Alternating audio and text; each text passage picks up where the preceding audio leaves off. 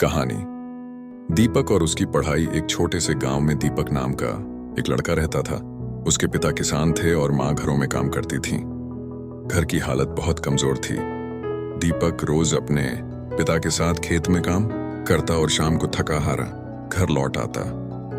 दीपक अक्सर सोचता, इतनी मेहनत के बाद पढ़ाई का क्या फायदा, पढ़कर कौन सा सब बदल जाएगा। उसके कई दोस्त पढ़ाई छोड़ चुके थे।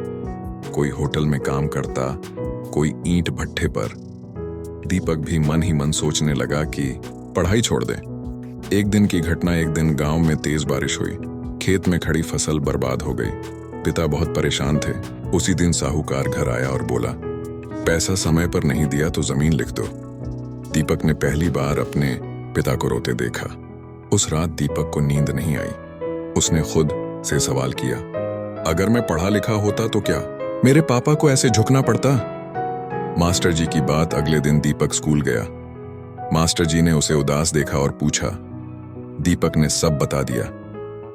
मास्टर जी बोले, बेटा, पढ़ाई गरीबी को तुरंत नहीं मिटाती, लेकिन गरीबी से बाहर निकलने का रास्ता जरूर देती है। उन्होंने समझाया, बिना पढ़ाई शास्त्र मेहनत ज्यादा, पैसा कम। पढ़ाई के साथ शास्त्र समझ, हुनर और मौके संघर्ष की शुरुआत दीपक ने तय कर लिया। चाहे जितनी मुश्किल हो, पढ़ाई नहीं छोड़ूंगा। वह सुबह 4 बजे उठता, खेत में काम करता, फिर स्कूल जाता। रात में लालटेन की रोशनी में पढ़ता। कई बार नींद आ जाती, हाथ कांपते, लेकिन वह हार नहीं मानता। गांव के लोग मजाक उड़ाते, पढ़ लिख कर कौन सा कलेक्टर बनेगा। दीपक मुस्कुराकर सोचता, कलेक्टर बनूं या नहीं, मजबूर नहीं बनूंगा। मेहनत का फल। सालों की मेहनत के बाद दीपक ने बोर्ड परीक्षा अच्छे नंबर से पास की। उसे स्कॉलरशिप मिली। आगे पढ़ाई की, फिर प्रतियोगी परीक्षा दी। एक दिन वही दीपक सरकारी अफसर बनकर अपने गांव लौटा। जिस साहूकार के सामने उसके पिता झुके थे, वही आज सम्मान से खड़ा था। सबक। दीपक ने गांव के बच्चों से कहा, पढ़ाई सिर्फ नौकरी के लिए नहीं होती, पढ़ाई आत्मसम्मान के लिए होती है।